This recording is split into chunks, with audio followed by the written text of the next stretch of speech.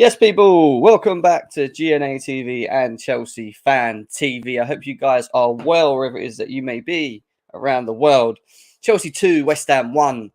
Lots to discuss, lots to get into. Lines will be open as always as well. So it'll be interesting to see how people felt about that one. We're going to talk a little bit about, say, transfers. Transfers are finished, but a little news on Ampadu, a little news on Reece James, a little news on Mason Mount.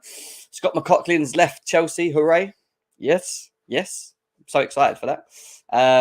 Yeah, lots to get into, man. Lots to get into. But make sure that you guys are smashing the like buttons. That's what I need you to do first. Smash the likes. Smash the likes. Subscribe if you're new. Let's get this over 100 likes as quickly as possible. Lots to discuss in today's show as well. Lots to get into. But before we move forward, let's cue the intro.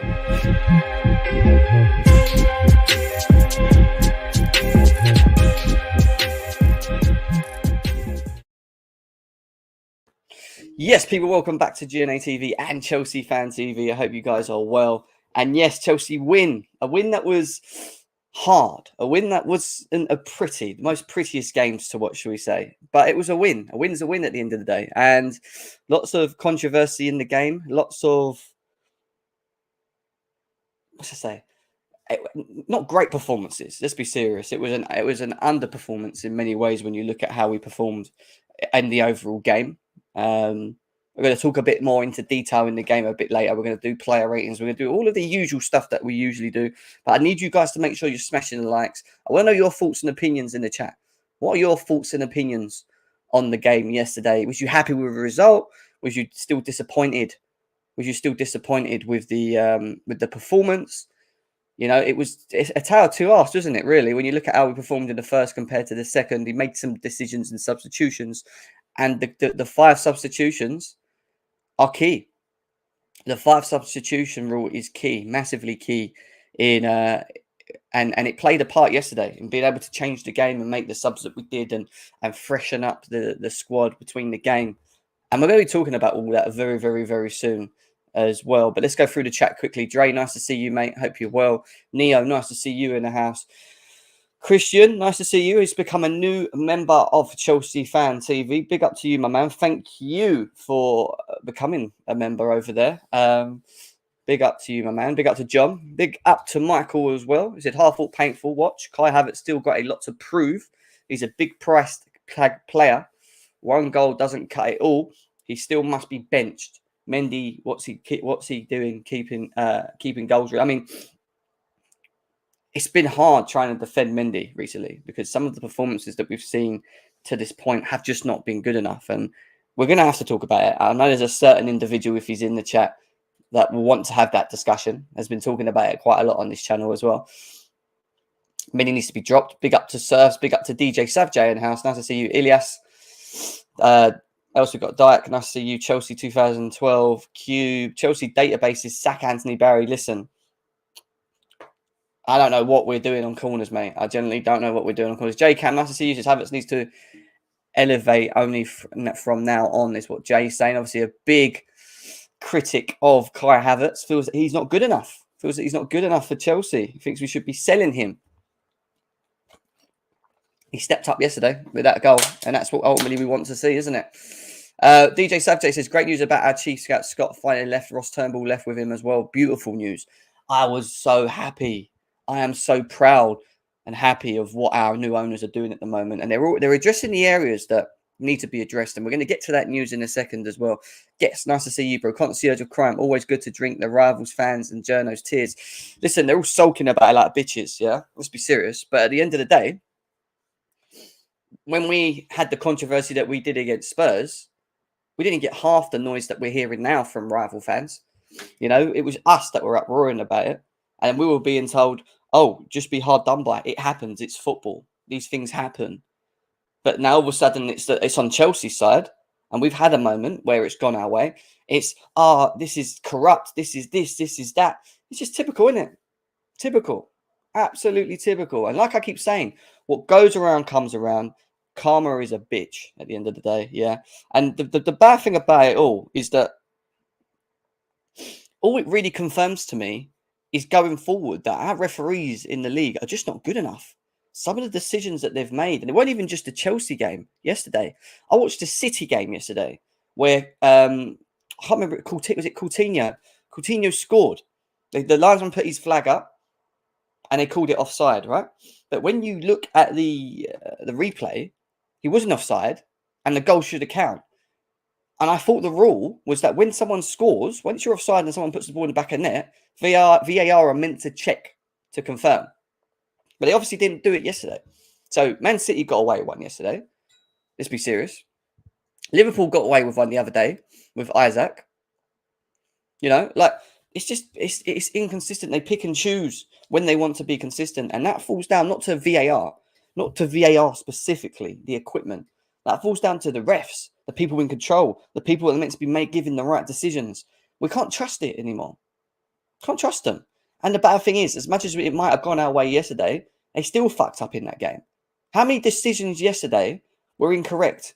They didn't even look at the Antonio one and Thiago Silva when he literally put his arm around him and elbowed him back and he fell on the floor. They didn't even look at that. Not once. Not once. Yet they want to complain about Mendy's decision. Listen, they're not given. From one camera angle, I thought it looked a pretty light and that Mendy got away with it. From a second camera angle, it looked like Mendy got absolutely kneed in the chest. Badly. I mean, Bowen didn't even lift his leg up. He just went straight through it with his left leg on another angle. So it depends what angle you're looking at it. They're just too inconsistent. Do you know what I mean? They're well too inconsistent, man. DJ says a disgrace with Kai Havertz should be sold. Disagree with it. I think it's a disgrace. Hannah, big up to you. She says, we can't just rely on Kai Havertz. He isn't a natural striker. Others players need to perform as well. You're right. And Aubameyang coming in, Sterling, you know, we need double-digit goals from a number of players in that forward line. We can't keep relying on certain individuals to maybe put us out. Kai Havertz kind of owes us one a bit in terms of his first 6 performances. I think he's been very poor. But, yeah, you know, big up to Matthew in the house. Nice to see you, Erin. He wants to see Brower and Havertz together in games. Listen, I was impressed by Brower and Havertz together. I think they give us energy. I think they're a problem. I think it could work with the two up front being them and maybe Sterling playing off them, having the freedom rather than Sterling being more of the focal point. I think it's an option for us. We should be looking at that. You know, the goal was insane. Mendy out is what we got here from Matthew. Mendy is so shit. I think he needs to be rested, is what Rodrigo saying. Mendy on fraud watch is what Reece James is saying here. So yeah, let's get into things. Let's get into it. Let's get into the news before we get into the game. And there's been some little bits of news today in and around Chelsea. One of them, which was quite interesting, was this news in and around Ethan Ampadu. Spezia manager Luca Gotti reveals that Chelsea asked to play Ampadu as a centre-back. They asked for it as they see Ampadu returning there in 1 year and play as a centre-back in the future. We'll discuss about it again, Gotti added. Listen, the reason that Chelsea let Ampadu leave or go away, shall we say, is probably because they feel that he isn't ready yet. I think he could be good squad depth, personally, Ampadu. But, you know, you look at Levi Colwill and you look at Ampadu and you look at these like young prospects that are still not able to get into the first team and we're buying players and whatever else. I think what we're trying to do is to you know, give them the experience, give them the game time. You keep them at Chelsea, they don't get the game time. They don't play as much as people want them to play. And even if you're a fan of Ampadu or you're not, you know, at the end of the day, in terms of his progression as a player, maybe being given the opportunity in the long run, I think it's a good idea. And I always talk about the squad depth and how important the squad depth is at Chelsea. We're not going to be able to do that or have good squad depth if we're keeping players behind that are only playing a handful of minutes a season.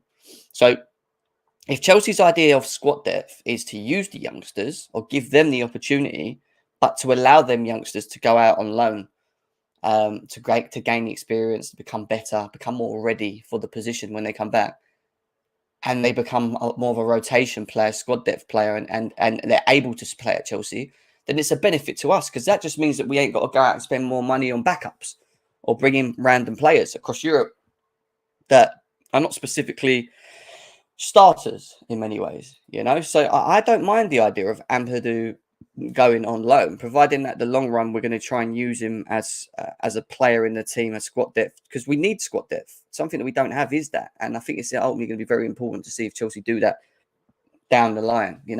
Guys, please make sure that we smash the like. Nearly 200 of you guys here combined. I hope you guys are all well. But yeah, get these likes up, because we've only got, like I said, we've only got 31 likes on both channels. 31 likes on both channels. Let's get this over 100 likes, guys. Come on, we can easily get this over 100 likes on both channels, please. That would be amazing. So let's see what happens with Ampadu at a later stage. Sorry, Jem, meaning Kai should not have been sold. Don't get this. Some of our fan base wanting him out. I don't get it, mate. You're not alone. Roberts is sharp. Havertz check suckers. What does that mean, mate? What are you talking about? Adam, big up to you. Says, come on to the Chelsea. Big up to you. Up the Chelsea, people. Up the Chelsea. We've got to find a goal scorer. Can't rely on Havertz. Maybe Aubameyang can be that. He was at the game yesterday as well. We move away from the Ampadu news, and we're going to quickly fly into a bit of news from Ben Jacobs in regards to new contracts at Chelsea. And obviously, it says here that Chelsea's new owners made agreeing new long-term contracts with Reece James and Mason Mount. A priority from day one. James is very close to signing a 6-year deal with the option of a 7th year. Securing James was spoken about even before the sale was complete. It goes on to say that, as with Brower's extension, there is a broader strategy at play. Chelsea want to give a younger players multi-year contracts with the incentive-driven clauses that reward their progression and success. And again, I think that's really important. It goes back to what I said about Ampadu as well. We're offering them these long-term contracts, right? And this is something that Bowley must have sat down and really put together well with someone, right, within the club. Putting multi-year contracts towards a Brower, but then having an understanding behind it. And if there's clauses driven in this that allow the player to, or push the player to progress, it could be from a money perspective, a certain amount of goals, certain amount of game time, like this is incentives. It's not like Chelsea giving you a contract to then just loan you back out. This is giving you a multi-year contract to say, look, we want progression in you. We want you to become the best of your ability. We're going to give you a contract with certain clauses stipulating that if you achieve these clauses, you will be rewarded with money, with first-team football, with many things. And Brower's looked at that and he's thought to himself, well, I want to be at Chelsea, one of the biggest clubs in Europe. Let me put myself under the pressure. Let me accept this contract and let me show them that I'm ready. Let me push forward in these next coming years. And that's what they've done. And I think it's great. And if we're going to do that with a number of young players, we've already seen that we're already giving long-term contracts to a number of players, actually, young players as well. This is the incentive that Bowley's going down. I think it's great. I think it's a really good idea. Not all of them are going to pull off. Not all of them is going to work. We're then going to sit there and say, why have we given 6-7 year deals to a player that isn't progressing, isn't happening? At that point, it could be that we sell a player, we sell him, and we get a bit of market value in him. But then the instance as well is that where they've got such a long contract at Chelsea, we'll always be able to put them in the market and make money on them, which is another good thing. The belief is this adds stability and provides pathways. Yeah, it's very common in American sport. So they do it in American sport already. It also protects the sell-on value, which is important with certain prospects yet to break into the first team who could still be sold on a profit if they don't break through. What I just say to you guys without even looking, Ben Jacobs has said it in more of an intelligent way. I just specifically, without reading that, just gave you my thoughts as to why they've done that. It brings pathways, provides pathways. It protects the sell-on value, i.e. they will make profit on the player if it doesn't work to be able to sell them. And it gives them the option to, gives them the chance to break into the team. James will become one of the highest earners at the club, having actually been on comparatively modest terms before compared to others in the squad. That's what we're saying here. Look, James has got to stay for me. James is an important player at Chelsea. And I keep saying it, for me, I think he's one of the best fullbacks in the world, if the best fullback in the world at the moment, in my opinion. I think he has the ability to be able to do it all. someone told me to check out. Yeah, I mean, I've heard about this young boy. Apparently, he's pushing for it to be completed. Arsenal Zaka says Fabrizio messaged me and asked when I will join Chelsea. I told him I don't know. I'm waiting. So this boy, this young Russian boy who's meant to be very good wonder kid, is looking to push himself into the Chelsea team come January. Or say become a Chelsea player, become January, where he will then obviously improve his game and hopefully get utilised. But I've seen bits of this boy. I haven't watched tons of him. I've seen bits of this boy, and I think he's pretty good, pretty impressive. Not going to lie. Not going to lie. Over 250 of you guys here. We've got some even greater news. News that I have been waiting for as a Chelsea fan for a long time. And the fact that it's happened so early and so quickly really made my day yesterday. On top of Chelsea beating West Ham, we got some great news coming in regards to sackings, in regards to leavings. David Ornstein came out with this comment saying that the Chelsea recruitment chief of staff, Scott McLaughlin, has left the club, gone on own terms to take up exec level role elsewhere in football. Last day yesterday, 3 months gardening leave, goes with CFC's blessing after 11 years of integral to the operation. Scott McLaughlin is no longer head of recruitment at Chelsea. That is a big W. And when you think about Emenalo when he was at Chelsea and how much we wanted him gone, but then you look at the work that Emenalo done compared to Scott McLaughlin at this point now, it's like chalk and cheese. It really is. And we were moaning about Emenalo back then. And he actually done a good job when you look at the recruitment that he brought in. This guy was earning a living, making money out of nothing. I don't know what this guy was doing or what his role was. But all I know is that he was just making money from Chelsea free.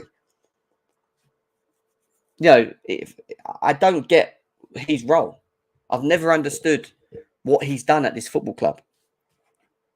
Why we've even given him as long as we have at this football club. You know, it says that he's gone on his own 2 feet, but I got a feeling that Todd Bowley's probably looked at that and said the same thing as what I've said. I think he's probably thinking, do you know what? What do you actually do? I've come in, I've sat down, I'm looking at everyone that works within the club. What is your role? I know you're the head of recruitment, but where? But where?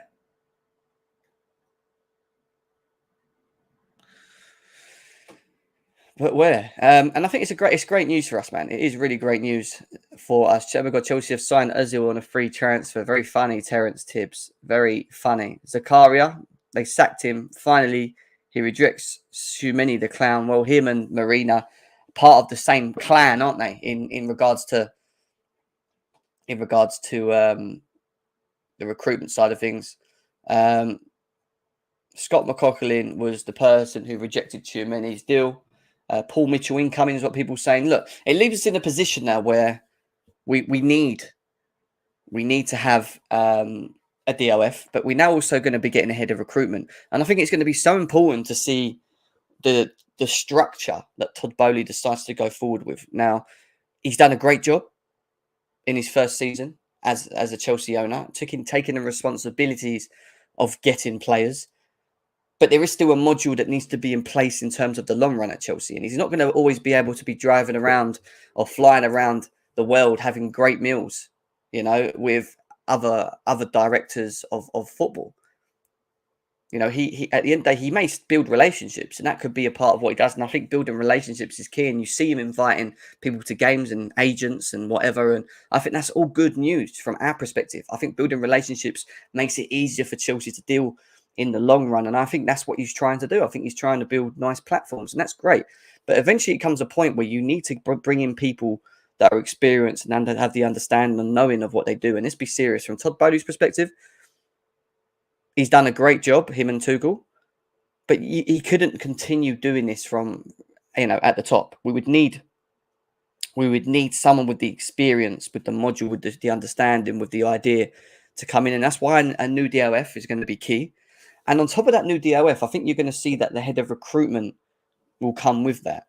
And I think it's 2 in 1 in many ways. I think Chelsea will get both, but I think it all falls on the DOF that we look to bring in. And if we get the right, if we get a Paul Mitchell, for example, you know, if we manage to persuade Michael Edwards next year to come to Chelsea, I then feel that you'll see a a knock-on effect on who will be the head of recruitment, and it may come from the new DOF along with Todd Bowley. I think Todd Bowley's always up for ideas. I think Todd Bowley's always up for people with the experience to share and give him ideas of what to do moving forward. But the module needs to be set. And right now, the old module, the old structure, what got Chelsea to where they were today, whether there were some good parts to it or there were some defects to it, the truth is, we're now in a position where we start fresh, we're debt-free, we have an owner that's done great for his first season in terms of buying players and backing Tuchel, but we do need someone to come in and, take the roles. And who do I think it will be as a DOF?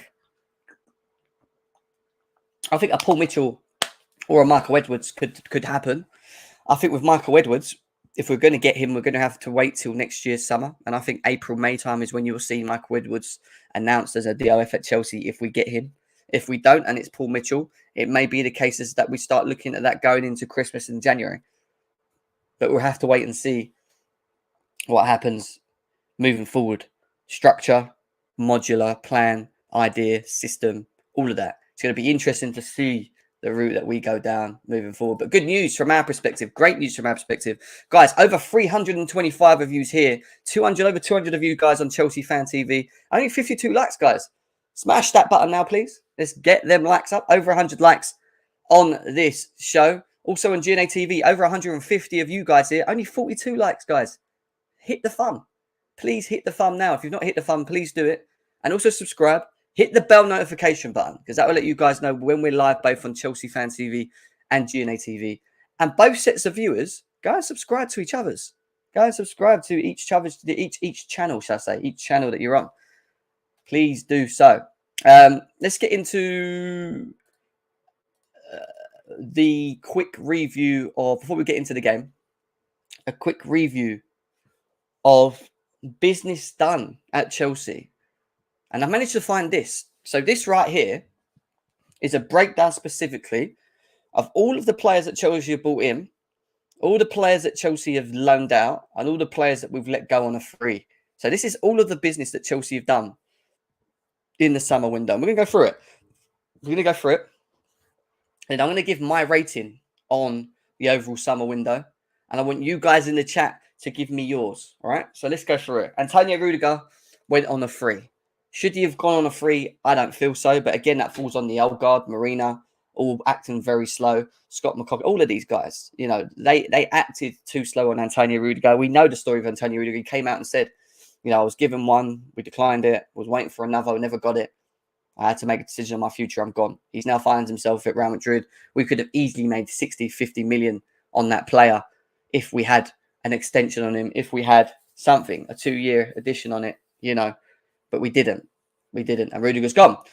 Jake Clark-Salter is gone on a free to QPR. Again, another player that's always been talked about. Not seen tons of him, but he's now left on a free.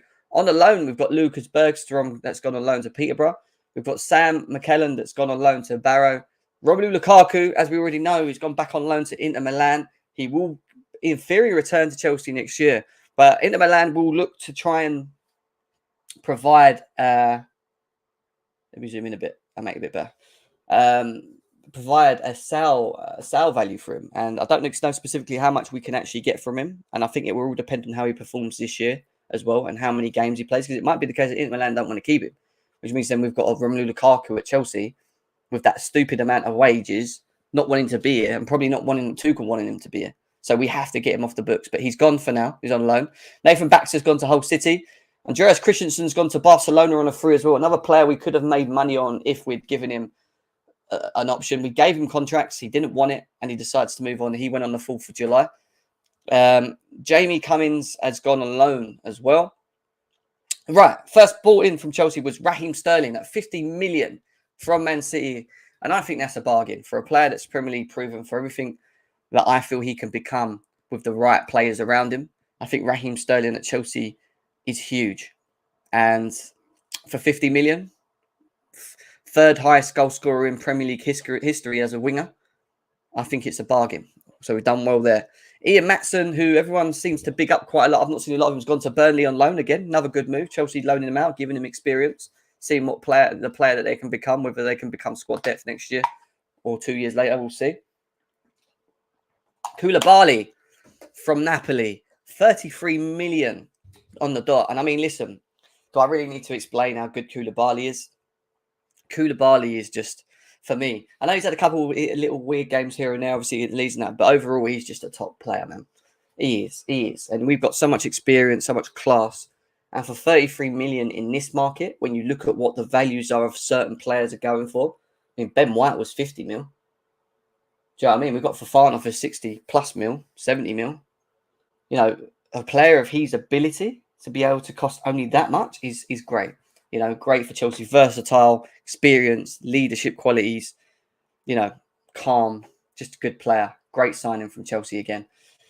Henry Lawrence, big up to Amelia Lawrence, whose brother that is. He's in Milton. He's gone to Milton Keynes on loan. He was at Wimbledon. He's moved on to Milton Keynes again. Is Henry Lawrence going to be given the opportunity in the Chelsea squad? We'll have to come and wait and see. Still very young, top prospect as well. So we'll see what happens with Henry Lawrence at a later stage. And then we move on to Tino Andrin, who's in Huddersfield and playing quite well. Again, another player that we rate quite highly on loan, doing his thing. Good young prospects still around. Let's see how he improves. Then we've got Gabriel Slalonia, who we bought from Chicago Fires for 12 million. And we've then loaned him back to them, who had a great game the other day. From what I've been told and what I read. And then it gets interesting. We signed Carney Chukwuemeka from Aston Villa for 20 million. 20 million on 4th of August. Now, some people feel that may be a lot of money. It is, but there's no denying the talent of this boy. And I would love to see him in the first team at some point. And I hope his development moves quicker because it becomes a benefit to us. He's a top player. And I think he's going to be very good for Chelsea moving forward as well. Mark Cucurella, a player that no one thought Chelsea were going to get, because Man City were linked to him for so long, has been purchased via Chelsea for 60 million. Some people may feel it's a lot of money. I don't feel it is, to be honest. And the reason why is because we managed to hold on to Levi Colwill. You know, Levi Colwill is the next one below on loan. You know, they wanted him on a permanent deal. Chelsea didn't want to do that. They can see that Colwill was a talented player. But at the same time, they want to give him the opportunity of game time elsewhere. And this goes back to what I'm saying. Do not be surprised.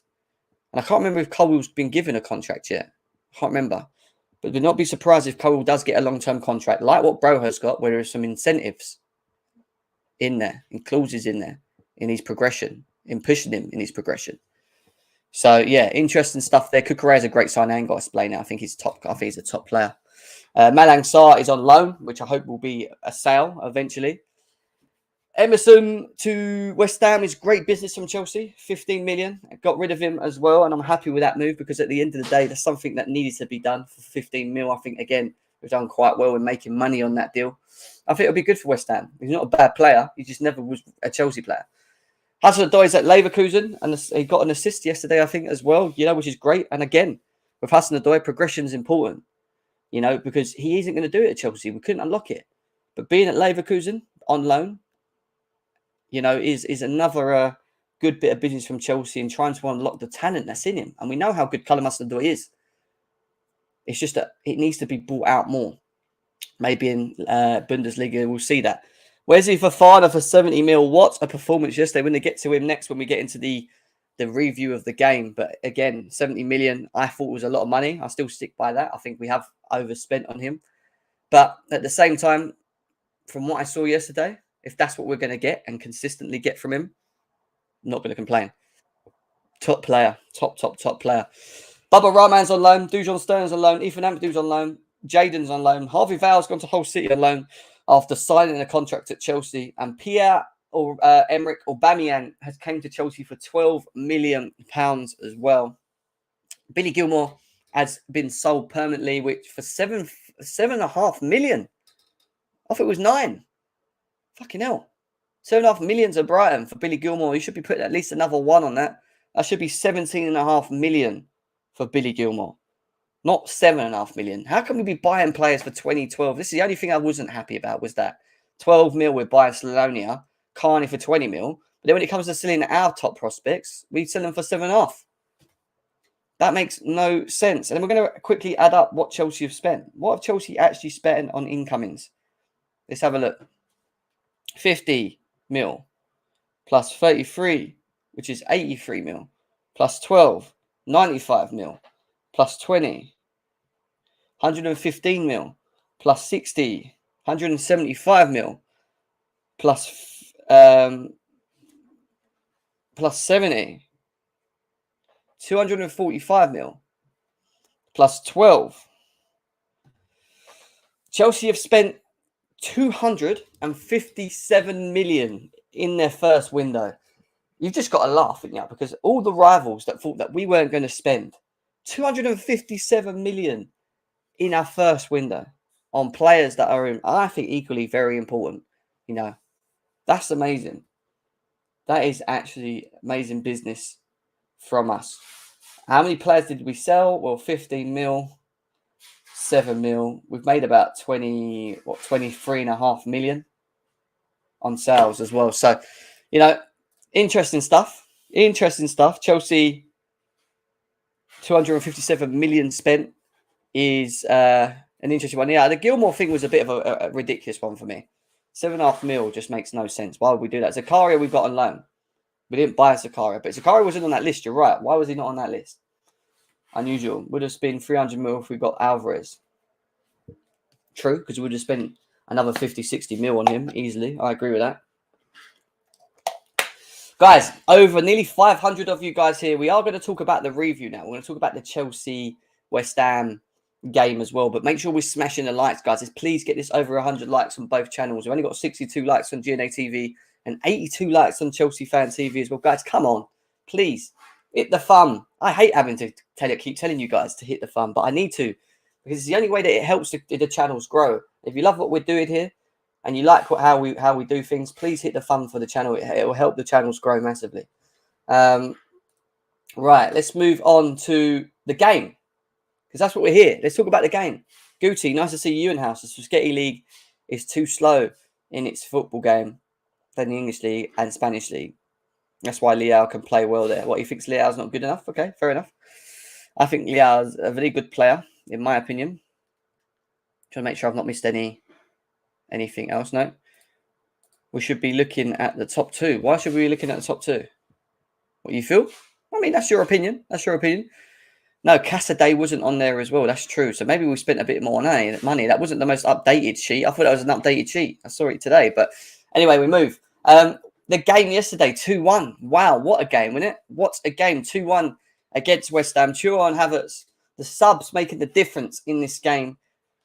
Antonio got his goal as well, which very should have been on the pitch, in my opinion. But 68% to West Ham's 31% domination of possession. Only 8 shots in total to their 6. 3 on target each, 2 off target each. 87% passing completion, 50-50 on aerial duels. And what a performance from a certain individual. And 2 individuals that stood out for me the most was Ben Chilwell, who I think he's important, man. He is. And I know Cucurella's here and he's doing his thing. But they're 2 players that offer something completely different. And again, I love it. I absolutely love it because we benefit from the different abilities of players being able to play in the same position. We're going to talk about the differences of both.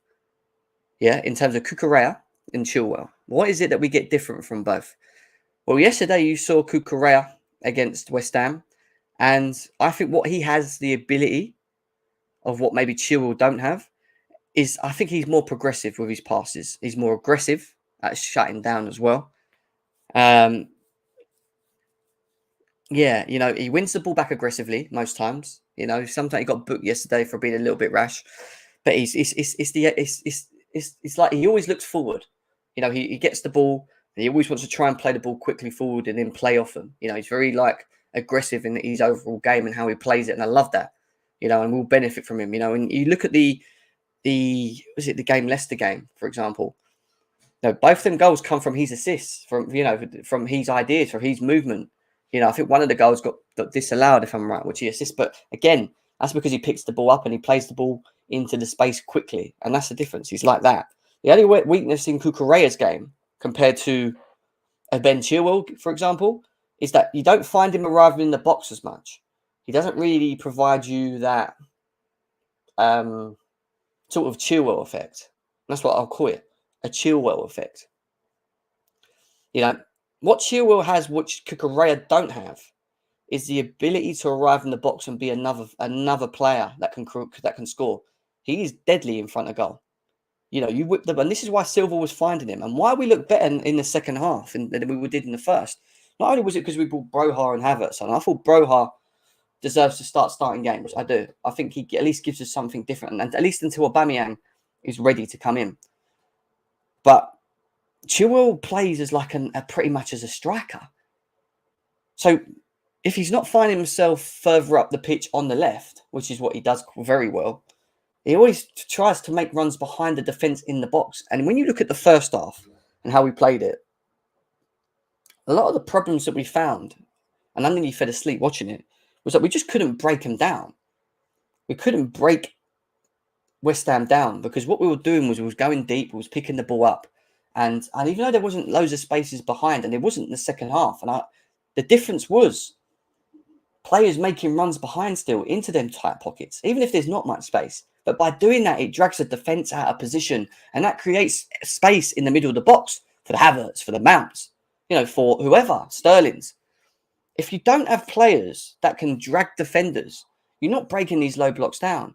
And we have an issue of trying to break low block teams down, and we saw it again yesterday in the first half. We are too slow. We are too predictable. I know what pass we're going to do before we do it. That's how bad it is. And, you know, we wasn't moving the West Ham defence around once. They were just sitting in front. They didn't really have to mark anyone because there was no target. There was no focal point of the Chelsea team. You know, Sterling was dropping in deep and it weren't working. But Ben Chilwell comes on and he gives you... That goal comes from just him making a run, Silva playing the ball over the top. He gets a little bit of luck with the flick on his head, but the way he flicks it and turns and then just places it, and you know, and again, great finish. Puts it through the goalie's legs, I think, and into the back of the net. That's something that Cucurella will not do. And that makes Chelsea more, I think, effective in a different way. And I think he offers that. Where I don't think he offers is I don't think he's as aggressive as Cucurella. I don't think he's progressively aggressive as Cucurella as well. He can defend and get back and cover well. He does his bit. Don't get me wrong. He does it in a different way.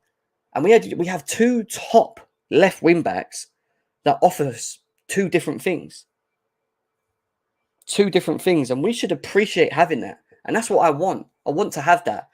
Rotation is going to be key. You've got to keep him fit. You've got to keep Cucurella fit. But if both of these players are playing and being effective in games and getting their minutes, they're going to be happy. But they know the competition's there. They both know that they're playing for the same position. But if they can keep playing at the level that they're playing, we'll benefit from it. Ben Chilwell's slowly getting fit again, which is good news for Chelsea. And he is a threat. Sometimes he's like a striker. And I love it. I love it because it gives us something else and we need it. So big up to Ben Chilwell on his performance yesterday. Great goal by Chilwell is what Martin says it was. It was a great goal, mate. It was an absolute great finish. Lee says, I like Cucurella. He's neat and tidy and defensible, but he's not as marauding back. And certainly yesterday, we saw the difference between a natural wing back and a left back pressed on. Yeah, again, I see that. I get what you're saying. You know, Cucurella never goes for the line like Chilwell or Alonso actually want. Well, that's my point. I think Chilwell's more of a direct, more of a effective player in the box. You know, and that's why I think they both give us something different. And it's not that one's better than the other. I just think it's just two good options to have. You know, it's just two good options for Chelsea to have going into this season. Let's go on to the next impressive performance. And what a performance from this guy. What a performance from this guy here. Fofana. How good was he yesterday, guys? Well, Chelsea Database brought up a stat on him. Where's Fofana's debut? 89% pass completion, 5 passes into the final third, 1 out of 3 tackles won, 6 ball recoveries, 4 out of 5 ground duels, 2 out of 3 aerial duels, 2 clearances and 2 block shots. Listen, impressive. He was impressive yesterday. He had little moments where he got caught, but again, I'm going to give him the benefit of the doubt. But In terms of the stability, the like you pay for what you get. That's what I'm saying. Like, he was very good yesterday. I was impressed by Wesley Fofana. He put in a great tackle in the second half, aggressive tackle in the second half, won the ball and put us on the attack again. Very comfortable with the ball at his feet. He goes forward with it. He goes forward with it. He's progressive. He actually complements Reece James. It helps Reece James more because he knows he could be more effective going the other way, not having to worry about, going the other. Yeah, I think he was awesome, and I'm happy to have him here. And I think him, Thiago Silva, and Koulibaly they look good, guys. We should be happy. We should be happy of what we got with our defence.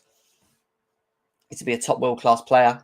I can't wait to see Zakaria and Alba play. Yeah, listen, I'm quite interested to see how we accommodate them. How do we get them to tick? How do we get them to work? That's what I'm interested to see entirely. So. Right, let's quickly this because we've still got ratings to do, man. We've still got ratings to do as well, and I have got one individual that will be joining me on the ratings as well. I did say he can come in. He can come in. I did say to Winter Surfer he can come in as well. Just give him the link. But we are going to talk about the ratings and player ratings of players, how they performed is where we're going to go to next, guys. We're going to talk about Edouard Mendy, but quickly before we do that, my overall thoughts on the game was it was a smash and grab. We got the win. The 3 points is more key than anything. I wasn't impressed by the overall performance. I thought the first half, we still just don't look right. Unbalanced is the word. The second half, we made the substitutions and they worked. Broha and Havertz worked. I want to see Broha play more specifically. I'd actually like to see a 3-5-2 with Broha, Havertz and Sterling in the team. I would like to see that.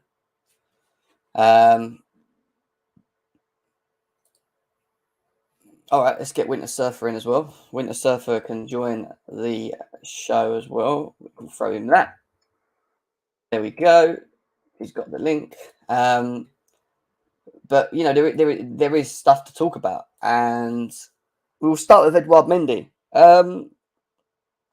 What do I start? Where do I start with Edouard Mendy? Make sure you start getting your ratings in the chat, your thoughts and opinions as well. Look, I have defended this guy, and I will continue. I have been defending him and asking him to continuously play. I'm hoping that eventually he will just shake it out. Some people may feel that it might be affected due to Peter Cech leaving. I don't know if that's true, how true that is. But he's just not confident. He looks unconfident in things that he's good at doing. And when I say that, you look at his corners, right? His corners, he's usually very aggressive. He's usually very aggressive from his corners. And when you look at the goal that they scored, where he half-heartedly punches the ball, he don't even punch it properly. He just dabs it like that. I'm thinking to myself, an informed Edouard Mendy would have come out and just levered it for a throw-in. He doesn't. He kind of dabs it. He then gets falling on top of Thiago Silva and Wesley Fofana, so he can't get back up. And then they just score a tap in. And it's like, it could have been prevented. And I know the defence is an issue. And listen, I am not impressed with our corners at the moment. We cannot defend corners to save our life. Whoever it is that's doing the corners with us at the moment, they need to start looking. 4 goals from corners. Or is it 5? 4 or 5 goals conceded from corners. It's embarrassing and pathetic. We're not the most smallest of teams. Why are we struggling to defend corners? Why are we struggling to defend corners? It don't make no sense to me. Super chat from Matthew here, but thank you for the donation, bro. He says, Wesley Fofana played like the pro. The more he played, he'll become the best ever. Fingers crossed. And let's see Zakaria and Aubameyang score more to win trophies if they feature in the UCL. It's going to be interesting to see Zakaria and Aubameyang, bro. I'm more interested to see how he utilizes them. How does Thomas Tuchel utilize these players is going to be the question mark, and I think he needs to get it right. I still feel we're very unbalanced at the moment. Before we go on to that, we've got another donation here from Rajib as well. Big up to Rajib for the donation. He says, we could do with another winger, another CAM and a striker No offense to Mount and Havertz, they're not good enough when it comes to the magic pass to create something and nothing. I agree with you again. I think that we do need a creator. I think you've heard me say many times on these shows, even through the transfer shows, that creativity is something that we lack in the forward line. Yes, we do need that. Does it mean that Havertz and Mount don't play? No, because I think they give us something different in different ways. Like we saw Havertz yesterday. He looked better for me yesterday, and he took his chance in front of goal. I just like seeing Havertz more in the goal, making his movements rather than being the one that's left alone up front trying to drag people and really only having one person around him. Like he needs to have, you need to have what Ben Chilwell done yesterday. Someone that kind of joins him up there. More people in the box, the more chances we've got of scoring. At the moment, and you saw it in the first half against West Ham, we got the ball to the wing backs, and how many times did we whip the ball in and there was only one player in the box, if that? Sometimes we had no players in the box. Like we struggle from just up, loading the box with players, and we should be doing that. But Rajib, again, great super chat there, guys. If you want to super chat, you know how to do it. Please do so. We'll bring them up and obviously analyze them and give you our thoughts and opinion. Thank you very much for the donation. Jay's with us as well. Jay, hello. Just got ratings. How you doing, my man? You all right? I'm good. So, just give me your overall thoughts on the game, and then give me a thought on obviously Mendy's ratings as well. That game was a story of two halves. It was two very different halves. I feel like the first half, people are putting a lot of the blame on how we came out in the first half on Tuchel, but I feel like I kind of understand why we played the way that we played in the first half. Because for me, when you know that you have a unreliable midfield, or very out of whack, this is not the midfield you usually play. You'd give them instructions that play to their strengths, and in turn, that doesn't allow you to be as forward thinking as you would want to be. So I feel like he made the team move in a way that doesn't exploit the weak midfield. So there's a lot of sideways, a lot of backwards, as per usual. But as soon as we changed the formation in the second half, we moved Ruben Loftus-Cheek to a more sitting position, allowed the forward players and Chilwell and Havertz to actually be more forward, have an attacking line that can get into the box, be more effective. Things changed heavily. So I feel like I'm not mad. It's something to learn from, and hopefully Zakaria and Aubameyang are going to be as important as impactful as I think they will be. Hopefully. Yeah. All right. Fair enough. And in regards to Mendy, real quick one, rate him. Mendy, man. The thing is, I feel like the whole pair check thing, I feel like that's kind of a cheap excuse for him. I don't want to give Mendy those excuses, because when he was playing on top of the world, we all thought this form would never drop. So I don't want to feel like as much as one figure leaving the club is enough to make him drop off the way he has. And he has too many mistakes in him. This game, like, he was in the box lying down for the first goal. He was on his back. He didn't even punch the ball, did he? Yeah, it was pathetic. It was weird. I don't understand how he gets himself in predicaments like this. Yeah. So, I don't know. For me, if I had to give him a number rating, it wasn't his worst game. It definitely wasn't his best again. So, maybe 5, 4. Fair enough. Guys, nearly over 500 of you guys here at the moment. Big up to every single one of you guys. Make sure you're smashing the likes, please. Let's get this up to 200 likes on both channels if we can. I want to go to Winter Surfer. Before, obviously, you give me your thoughts on Mendy. What's your thoughts on the game, mate? Am I coming through clear? Is it clear? Yeah, I can hear you. Yeah. Okay. First of all, the result is great. The win is always a great. That's foremost in my mind. Before anything else, the win is a win. It's great.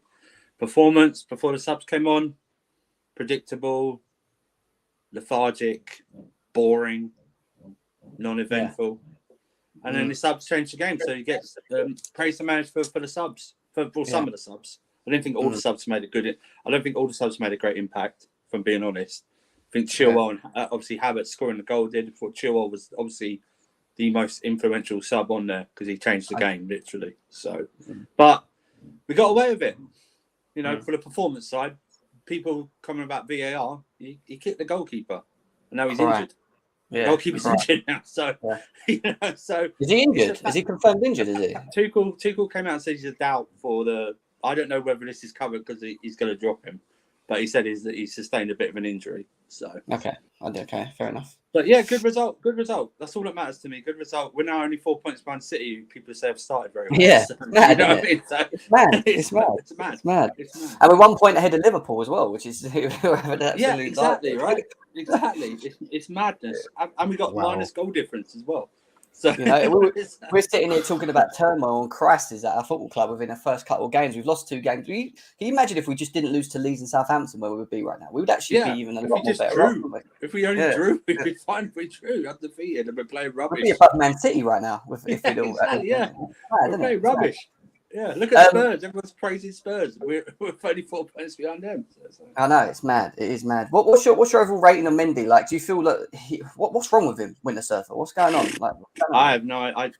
I agree with Jay. I mean, I can't give the Peter Cech thing because that doesn't make any sense. I don't know.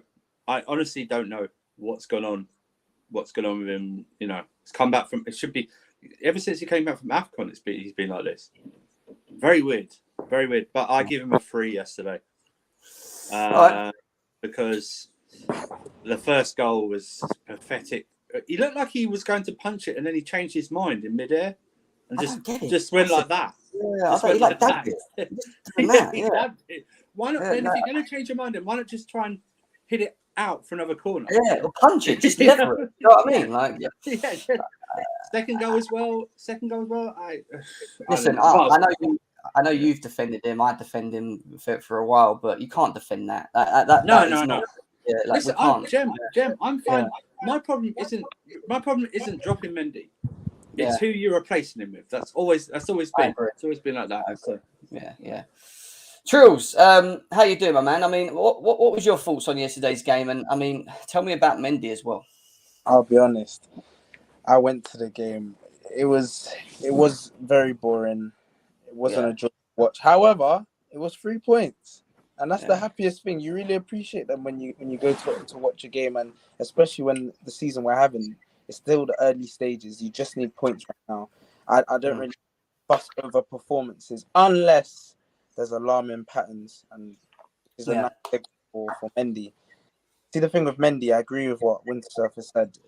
Who you're going to replace him with, but not only that, I think it's a general confidence issue. I don't understand why we should have this expensive back line with all this expertise and we still don't have a bit of confidence. And what I will say is the eagerness. There's no eager for a clean sheet anymore.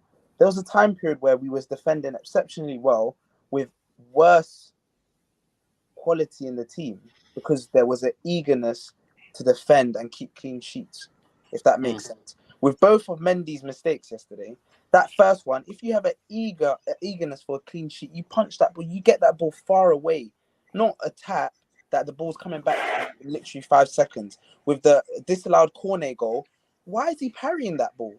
You're eager, you have confidence, you come out and you grab that ball, you get hit in the head and you stay down, and that's how you get the foul. You don't parry it because someone's coming. Your hand should be ready to even, like, I'm no goalkeeper, I'll be honest. But you should, when keepers come out for the ball, they should be coming out to get it. You don't come that far out, make both hands touch it and parry it. It wasn't a shot anyway. It didn't make any sense. You grab that ball, you hold on to it. So when he's not confident, then that now drips onto it just seeps into the whole team. Your goalkeeper. He's afraid to put his body on the line. It's like he's timid. It's like when these opportunities come forward where he should be putting his whole body out there and not caring what happens to him. He's like, what's the safer option? How do I avoid getting out here? Exactly. Jay, do you know why I said it's why I blamed confidence? Because it's seeping into the whole team. Look how many long range shots we concede. But when it's other teams against us, they're gonna fling their whole body straight away in front of it. When it's our team, it's almost like we have too much pride. Both feet are still on the ground. I've seen Koulibaly in Serie A throw his ball, throw his whole body at the ground. And at Chelsea, I've watched the ball go past him twice with both of his feet on the ground and his hands behind his back. I don't understand what's happened. Players aren't flinging themselves in front of the ball anymore. There's no eagerness to keep a clean sheet. I I can't. I feel like someone just needs to go and pull him aside and just make him angry. Like, just send him into a game really angry. Like, because yes, if he was angry yesterday, he would have absolutely pelted that ball. He would have punched that. Like, do you know what I mean? And he would never have. Even that goal with Cornet, like, even though we got away with it, and I mean, it's weird because when you look at the two camera angles, the one that it first originally shows you, I thought was quite harsh on West Ham. But then the second one, where it goes like closer in, zooms in from an angle, and you see Bowen doesn't even lift his leg up; he just goes straight through him. I'm like, well, that's a foul. So what are they crying about it? Like, it's weird, isn't it? Like, but you know, even It's so soft. He don't. Why didn't he just catch it? Why did he even push it back out? I don't get that. Why didn't he just grab it? Like, I don't know what he was doing. Like, it was just so random what he did. I know Reece James headed it back to him, didn't he? And it was a bad head. Yeah, it was a bad head back. Yeah, it was lack of confidence. Reece James like, and Fofana are getting mixed up with each other, heading the ball back. This is what I mean. It's the whole team. That's why I find it a bit unfair. But you know, it's the role you play as a goalkeeper. When you make a mistake, it's all on you. But the whole team as a unit just doesn't have that energy and confidence because you start defending for the first player. Yeah. When I look at how we press, if the first two people press with 100% intensity and the person behind them is pressing on 30, the press is broken. Their hard work is undone. Everyone needs to match. And this is why it's so unfortunate for us because every smaller team, less quality side, they naturally have to get themselves ready for a game against Chelsea. And you see it. Look at Leeds. Every single player press, ready. Yeah. Southampton, every single player, bodies on the line in front. But for us, we're a bit, I don't know. Do you know what the other thing is as well to this? And I saw this yesterday on Twitter. I'm going to bring it up quickly as well. Like, I keep getting told on Twitter that apparently the reason we don't pass the ball quick enough or we play sidewards and do this is because it's instructions. It's because what Tuchel tells them, yeah? But then I saw this video yesterday, right? And this is on Conor Gallagher, right? And he's asking him to pass. Look, pass. Look. Like, that is... this is what I'm saying to people. Like, it is not... I don't feel that sees instructions to tell him to hold the ball as long as we do yesterday. And we don't move the ball quick enough in the first half, right? Yeah. I just feel sometimes the players are just not doing it. I know we're blaming him, but I just don't feel like the players are getting themselves into positions and releasing the ball quick enough. He's screaming at Gallagher there to move the ball quick. You know what I mean? No vision. Where's the vision at? I'll tell you why. See me, I've always looked at this myth, and all of us Chelsea fans will try and provide the answers. Maybe it's the shape, maybe it's the manager's instructions. But yesterday at the game, East Upper, watching Koulibaly pass it to Thiago Silva, then back to Fofana, then back to Thiago Silva. I was trying to see, okay, what's going on around? Because when I was watching it, the game felt so slow. Like I was watching it for the first 20 minutes and I had only seen these passes. I was like, what's going on? So you really start looking at everywhere on the whole pitch. Like, what else is going? I saw Pulisic make so many runs. I felt so. This is why I say it's so sad for each of these players individually because they don't work as a team. Because Pulisic probably wasted half of his engine tank making these runs, and you can see it as the more time went on. They would just put 50% into their runs because it's like, look, I know you're never going to attempt this long ball. Sterling, he was making the runs. Then he said, you know what? I know you guys, you're never going to do this. So I'm going to drop deep at every chance I get. Because if I don't drop deep, I'm not going to touch the ball today. He took that onus. And that's what we need from our players. They need to be brave. Because that's what I think they're lacking, bravery. Because there's so many times where our players are scared to make the wrong pass. So they always play the safe option. And that is that is the only thing that I can say 100%. What it told me is that it doesn't matter who's in that pivot. It's slow and predictable. Yeah. Yesterday, even Kovacic, who's like, we praise him for progressing the ball and everything like that. Even he was passing it sideways. Ruben was passing it sideways. And then when Gilmore dropped deep, Gallagher dropped deeper, he was passing it sideways and slow. It's just all slow. We're the worst counter-attacking team out of the top six, and maybe even in the Premier League. We're one of the worst counter-attacking teams. It was so slow. Again, but we're always like that, aren't we? We're always like that. It don't make sense. Like, eventually, you've got to think that what do they not talk about it? Like, why are we so slow? Like, I don't think they do. It's weird. I don't think they actually sit there and go, why do we move the ball so slow? Like, what are we doing wrong here? Like, why are we all like so predictable? Like, they have PTSD. Chelsea have PTSD of getting broken on the counter. On the count, and to that fan, I said I found it boring because I was an East Upper. I'll be honest, I was right next to the West Ham fans, and let me just tell you, they make a lot of noise. They were. I mean, I could see their players like utilizing that 12th man, and I'll be honest, our fans were very quiet, and I don't blame them because we wasn't doing anything. That this sideways passing, I'll tell you the thing about the pivot. I think sometimes you just have to be honest. Look, we came up against a really good side that, if they want to play this negative football and playing a low back, they've got the quality players to do it effectively. So we wasn't going to just break them down so easily. It wasn't a team that lacks quality. You know, they've got good defensive midfielders, Suchek and Rice. They've got, you know, cleaners at the back against two short strikers in a low block. It wasn't a tactical masterclass. You have to be honest with it. But they did. The only reason... They played like that because the last couple of times we played them, they set up exactly the same, and we couldn't break it, and we've lost evidently to that way that they've played, especially at the Bridge. Like that's what I know. We won 1-0 against with Pulisic last time, but that was a miserable game. I remember that game. It was awful. It was exactly like that. They just made it. Yeah, it was the same game. The thing is, our players, they don't trust their passing ability, because from time I don't know if you guys watch the open live training sessions and all the things they're training on. You know, they've worked so much on shooting because everyone blames shooting as the problem. They've worked so much of how to utilize the spaces. The last thing they need to work on is just the pass. That's what we just don't do. To get the ball, you know, if you look at the stages of the press, from goalkeeper to centre back is easy. Our defenders don't struggle with that pass. Mendy doesn't struggle. From defenders to the wing backs, easy again. Wing back or the centre backs to the midfield, okay. Jorginho will drop deep. Kovacic will drop deep. Kante will get the ball. Now, what's the next pass? That is the struggle. And if the next pass is always if the safest option is always back, it's always taken, because to find Sterling and Pulisic behind Suchek, Rice, Zuma, and Kehe, it's very difficult. I agree. Guys, let's fly on through these player ratings, all right? So let's start with Koulibaly. Jay, what are your thoughts on Koulibaly? Koulibaly, man, the thing is, it's weird as well, because I don't know why his form has dropped from the Tottenham game. I don't know the answers. For this game, I have to give him a 4.5. Really?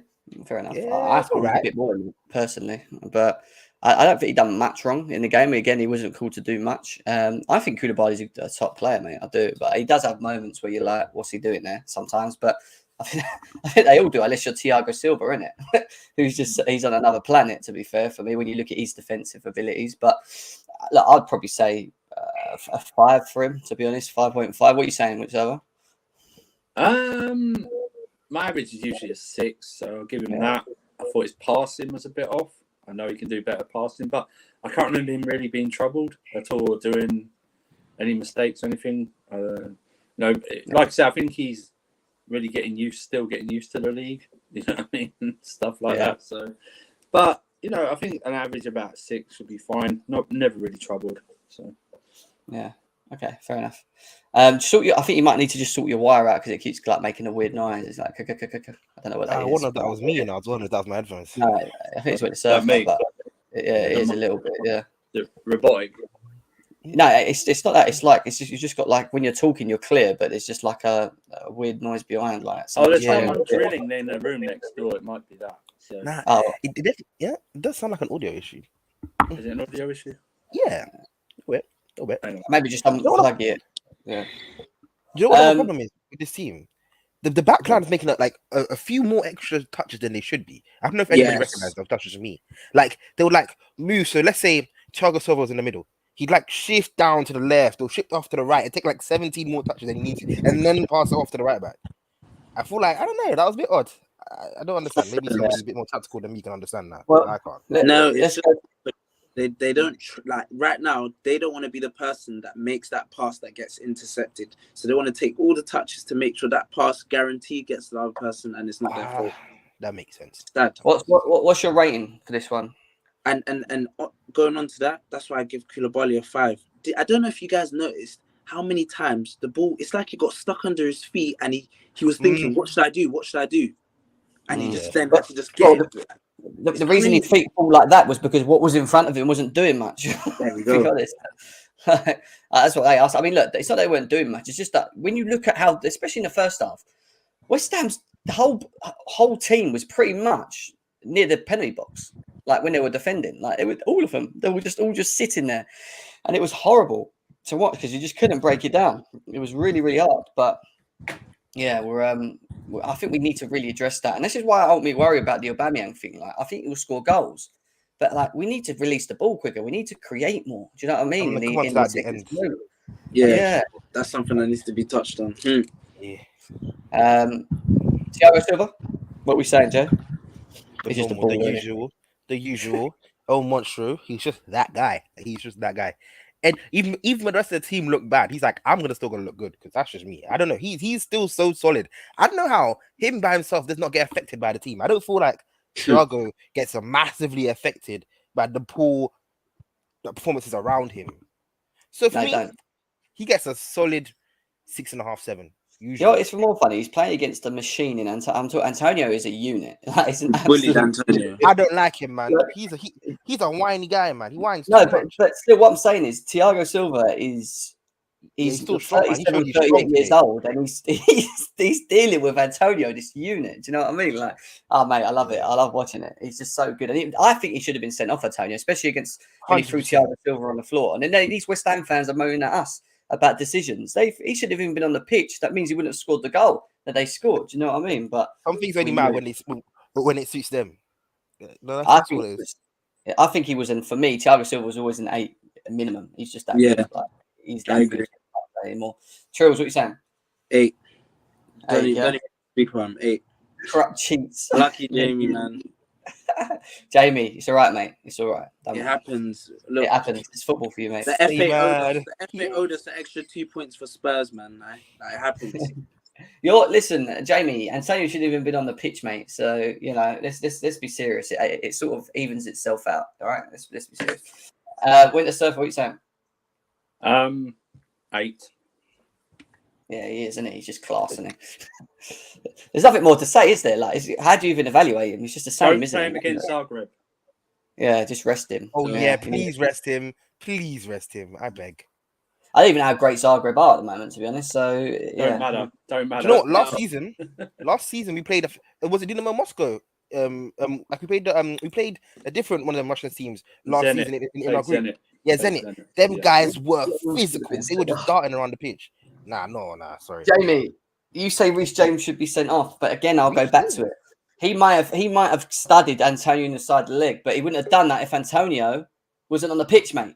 Because he should have been on the pitch in the first place. So there's the answer to that one. There's your answer to that one. Prime 0 as well. Let's go on to Wesley Fofana then. Debut performance. I mean, I'll be quick with it. I thought he was very good. I think you could already see how comfortable he is on the ball is impressive. His understanding of his role. He's solid. He's quick, isn't he? He's not slow. He's quick as well. I was watching him. He's got pace, man. He's off. And do you know what it is? Like that tackle, like just that one he done in the second half where he just sort of like knocked the ball, took the ball off him, and we were on the counter again. Like I love that. They're the things I love to see. As well. I mean, that was with the wrong foot. Yeah. He supposed to go with the left foot, with the right foot. This boy has just got the ability, mate. I'm telling you, I'm hoping he's going to be consistent and he continues to play like this moving forward. But I think we've got ourselves a top player. I think he was in 7.58 again for me. Jay, what are you saying? For me, it's a solid 7.5, man. The way how this guy, like, you can see what type of profiles Thomas Tuchel wants in his back line. Like that right centre back, like the way how he likes to recover the ball higher than the back line, which is really cool. Like somebody who wants to recover it in their half and progress the ball forward again. That is, for me, he was a solid performer. For me, he's arguably man of the match for me. For like the way that he was recovering that ball and moving it forward, it's a different type of energy that we don't usually have. If Aspie's there, he's not doing that. If Reece James is there, when was he being beaten? What's he talking about? Good on the goal. Oh, come on, Musa. It means the defending for the goal. Oh, right. Well, what the first goal? Second goal? I think he means the first goal. But he was on his back in the box. Like he was literally on his back next to Mendy in the box. Him and Thiago Silva pretty much combined together, and Mendy just landed on top of him, and it was just like a big pile up. Yeah, it was a pile of Chelsea players and West Ham players in the goal, bro. It was nobody's fault in particular. Trills, what are you saying then? Fofana? I'll give him a 7 because although it wasn't his fault, even the disallowed goal, him bumping into Reece James, I blame more Reece James. But I think for a debut where he may have been nervous, I give him a 7. Good debut. Winter server. Agree with Trills. 7, very solid. He will get better, and he allows Reece to be more attacking as well. So it's Prime. good. Yeah, Prime. What are you saying? 6.5, 7. I think he was okay. Yeah, I mean, I probably wouldn't have started him. I thought it was too early for him just to immediately come in. But yeah, I think like he was just okay. Wasn't really that great, but wasn't terrible. All right, fair enough. I mean, it wasn't the greatest of games, really, was it? To be saying great performance, but yeah, we move. What we said about Cucurella, because I obviously explained earlier on in the show about how I felt Cucurella and Chilwell both have different abilities, but they've got different abilities that we can benefit from. You know, they offer something different in both positions in the way that they play. I think Chilwell's more direct, and we saw it yesterday. He's a threat in the penalty box. He always seems to find himself as like the further man forward. I like that because it just again brings a goal for it. I don't think Cucurella does that, but I think Cucurella is more aggressive with his passing, more aggressive at winning the ball back. More, you know, like I don't know. I feel like they offer things differently, but I thought Cucurella, you know, he got booked, didn't he, earlier on for a foul? But overall, I thought he was okay. Again, it was a hard game, to be honest, in terms of going the other way, but still does his job, and I think he's a top player. So I'll probably say 6 for Cucurella. What are you saying, Jay? For me, 6. I feel like having both Cucurella and Chilwell in the club, it shows you that they bring tactical versatility. For this game, obviously we didn't know that Chilwell was back at this form. Only Thomas Tuchel would have known that he was going to come in on that sort of timing. But I feel like for me, I feel like this sort of game shows why for some games you play Chilwell, some games you play Cucurella. Because Cucurella's really good and he's really good defensively. But when he drives back up the pitch, he doesn't go like against teams like this West Ham, sucking the life out of football. It's hard for Cucurella to get them zippy passes in between players into players' feet at long distances. A lot of players have to come closer to find him as compared to usual. For me, I feel like in games like that, when you don't get the full ability of Cucurella, more so you should rely on Ben Chilwell to just maraud forward, dribble forward, find crosses, actually just try and beat players, take players on, which I don't think Cucurella was doing that much that game. It's not really him. It's not his profile. So for me, I have to give Cucurella a 6. It's not really his fault, really. So more of an opponent than his actual ability. All right, Charles? I give him a 5. Again, fault. Mainly the team. I agree with the things you guys are saying. One thing I'll even add is who you train with, playing in your position, how it can shape your future. I mean, Chilwell was understudy, unfortunately, for long periods of time under Alonso. He learnt the Alonso way, you know, so it's no surprise that he's so attacking, whereas Cucurella is only now playing for a top side that has most of the ball. So his technical ability sound, can make the passes. So I think he'll only grow into a better player. And I challenge him to, you know, go into these, you know, different positions, play the midfield role. I prefer to see him in the midfield over someone like Ruben Loftus-Cheek. That's just my opinion. So, but for yesterday, I just give him a 5. Winter server? I give him a 6. Defensively solid as usual. I think he benefits from someone playing on the left more than say a Chilwell does or Alonso does. I think he benefits having a partner out there. He'll have to change his game. But solid performance as usual. But it's good to have these options because you can now rest him against Zagreb and play Chilwell there, or bring him on, vice versa. Yeah. So it's good. I think a 6. I think he's been defensively. I have no issues with him whatsoever. He's always very good. You're crackly again. I don't know why. It's come back again. It's been audio. Prime, what are you saying? Cucurella, yeah, 6.5. I think he was like 6.5. He was like okay, but like I don't want people to. It's because Chilwell came on and got a goal. I don't want people to get like gassed about this guy and say that he's fully back and that he should be starting and stuff. Like that's, you know, Chilwell, I still think that injury is going to affect him, and if he's starting games and playing games, we're going to see him struggle, and all of a sudden people are going to flip flop what they're thinking about Chilwell now. Just like leave him be, let him continue to rehabilitate and get a bit of fitness, and have his little cameos when he comes on. Let him do that for at least half the season while he builds up fitness and sharpness. I hear that. Yeah. Do you know, to be honest, I wouldn't say like I want him to start back-to-back games. I feel like he just against certain opponents, I find him more like effective. Unless he's starting cup games, then fine. But no, Premier League games, I don't want him. No, if he I don't think he would have made. Like game in like some game here, one game here, one game there. Maybe few and far. I just think he needs a rotation. I don't think there's nothing wrong with having rotation. Yeah, for me, Cucurella just wasn't effective against those the wing backs in that game, and that's the only thing that I would judge him on that game. He didn't beat his man. Yeah, he didn't try to dribble past players. I don't think as a team we were that effective against West Ham anyway. I don't think it's just a Cucurella problem. I hear that. If Chilwell started, how effective would he have been? If we're going off the cameo he made, maybe a bit more as in direct. Well, he's more direct. He's more direct, and that's why I keep saying he offers things. He offers something different in terms of Cucurella's more direct passing wise. No, he's more direct in terms of a goal for it. He adds another, and he adds another like he always. When you look at before he got injured last season, why he was so effective, and I felt that it was working with him in this system was because when we went forward, he was always joining the attack. He was sometimes looking like a striker, and he scored goals evidently from it, And I think he gives us something else, which I don't think Cucurella does that. I don't think he would even think of doing that. Do you know what I mean? Like you wouldn't see him arrive in the box doing a header and then trying to score. Do you know what I mean? Like they're different, is what I'm saying. But I thought he made a difference yesterday's game, and I've got him up at the moment. I think he deserves an 8.59 easily. He's got to be a 9 just for his performance and way he come on. He was the game changer. He was yesterday. Not much more to say than that. What would you say? I have to drain maybe an 8. For me, it shows like against teams like West Ham, it shows how a lack of bodies in the box is killer. We don't have the creative pass to use those minimal players in the box. And when you bring a player like Chilwell on, which, hey, I'm not saying this is going to be what he's going to do for 90 minutes, but that proved to be extremely effective. And that one extra body in that box, somebody with a bit more, like one more player with purpose going forward.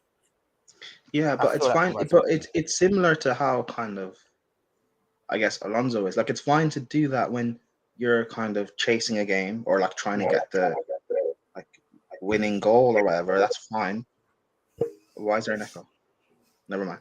But if Chilwell had started that game, or that attacking outlet he gives us, which is great, how would he have been defensively? Because West Ham pose a threat on that right hand side too. I see what you're saying. So do you think he's a bit of a liability defensively?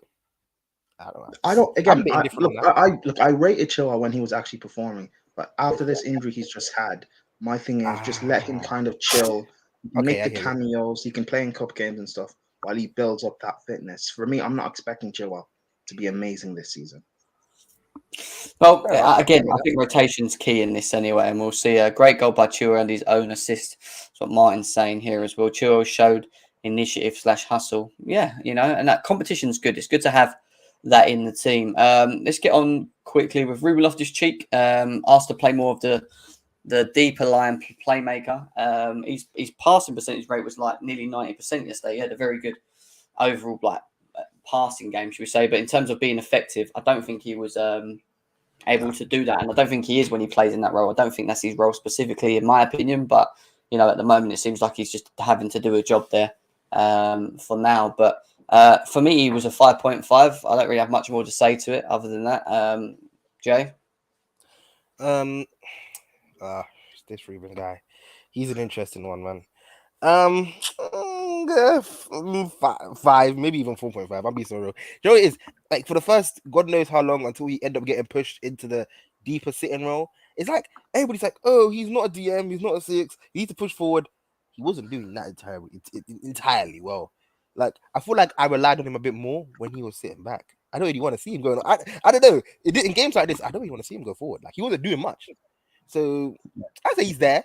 Didn't have any huge blunders, but at the same time, he was nothing to write him about.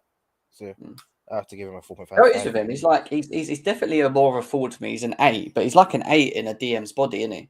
It's weird. Like I don't know, man, because he's not even doing that well. His decision making is woeful. yeah, but Like, when you think about it, his body, his actual body type is of a DM, isn't it? Like that big I hear that, frame. but- Like What goal was it? There was one time when he was in the box, yeah, and he was literally that game. He was dribbling across the box, across the goal, took so many touches, and then laid it off with a weak arse layoff. It didn't even make it to the player. I was like, well, what was that all for? Didn't shoot, didn't try anything. Like he does that all the time. He did that in the game before that. I can't. I'm tired of it, man. I'll be so real. Get this Zakaria guy in, yeah. please. I'm not. What are you saying, Prime, about bum cheeks? I mean, sorry, Loftus cheeks.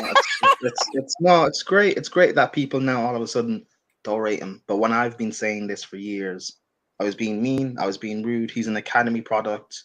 Give him time. You know, we saw what he did under Sarri or last season. Last season when he comes in, he had a few good games. He's going to be better than Jorginho. He's going to replace him. He's Ruben. What he is a wannabe footballer in a model's body. Let him go model for ASOS or Vogue or whatever. He shouldn't be. Do you not think he's a good squad player? No. No No matter people what don't role think you put him in, if people don't think Barkley's a good squad player, why should Ruben be? There's no difference between the two. Ruben's better than Barkley, mate. Yeah, man, that's a bit harsh. No, he's not. He's No, not. he is. I'm not going down this route. No, he's really not, Jem. He's That's really harsh. That is It's not harsh. hard. He's not. He's not. Barkley's no. non-existent, bro. He barely even plays Really football. not. At least, He's really not. at least He's there's really effort not. there, somewhat. Effort from whom? Ruben, he tried. This wasn't really And good. Oh my Barkley God, puts in- what and you is know this? what? And you know what? Barkley puts in effort too. They're both not good enough. Is my point. Prime's You could argue that, bodying. Prime's bodying in the 300, nearly 400 people here. Prime's just getting it already. Look, Prime, you are clueless. Oh, defend him because he's from our academy. They're both ass. Nah, I can't I lie. didn't say Barkley's good. Yes, I'm not defending Barkley.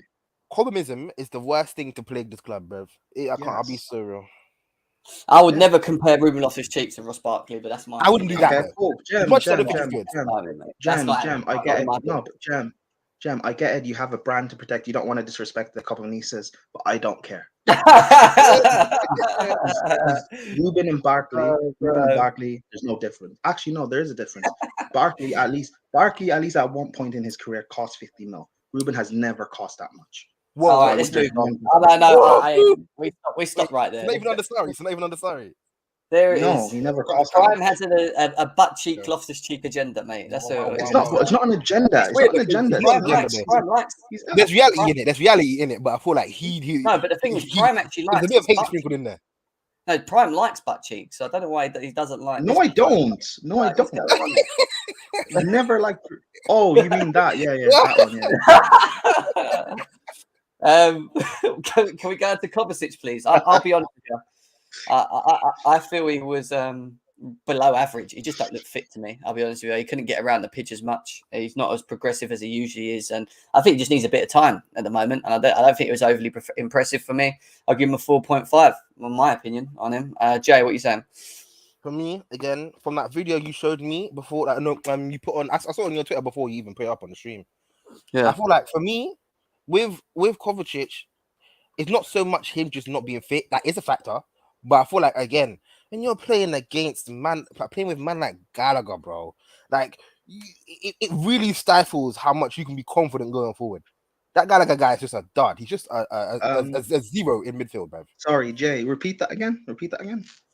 Oh yeah. I will. Just for you. Literally, yeah.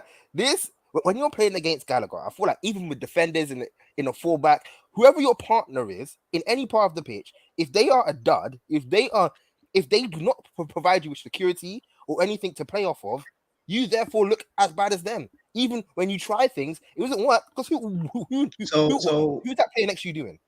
So what you're saying is who's Gallagher's partner is, because Gallagher is so bad, the partner would be made to look worse. That's what you're saying, yeah? Yeah, their ability therefore is stifled.